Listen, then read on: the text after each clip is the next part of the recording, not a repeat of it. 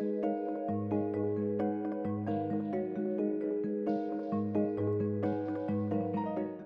asked earlier whether or not the watch was really the issue. Yes. Since it's not a case about theft and proving whether or not she stole the watch, it's about defamation, which is in fact about, it's a question about both proving the 2 points you put, but it's also about character.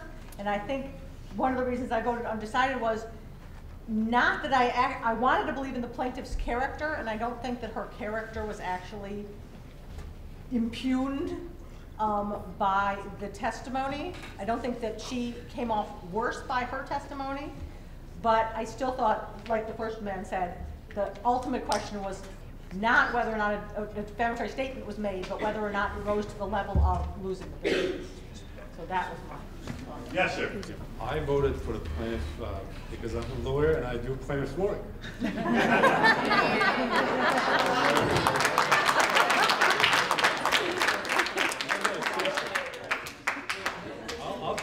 I'll take her case any day. Seriously.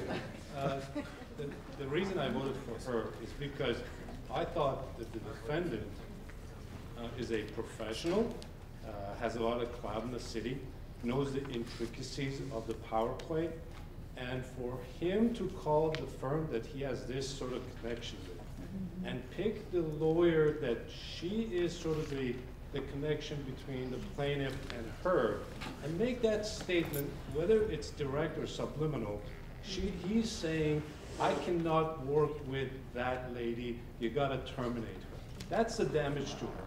Nothing was presented to show that she wasn't terminated because of the substantially smaller offer that the other firm made, less offer, that wasn't the major factor in the showing. And it's not a question of what I believe happened, it's a question of preponderance of evidence. I believe that this play is very important, and I believe that there's a reason why I'm here, actually, and that is that I wanted my 13-year-old daughter to start thinking about the issue of race. And she's a pretty neutral individual, but you know, I mean, and I like that about her as well, but I also want her to understand her position in this society as a woman of color. So instead of sitting down and talking to her about it, I think it's good to have situations like this, experiences like this, where she can kind of look at it a little objectively and not be so emotional and make a decision, right or wrong. I think it gives people something to consider. And the idea that many young people saw this play, I really liked, because it just might get them to consider a little bit more in terms of your relationships and humanity. So this was another opportunity to create more places for discussion and conversation, to build more interracial dialogue and conversation between people about an interracial subject. This certainly promotes discussion. So our goal in bringing here tonight was to get discussion between students, faculty.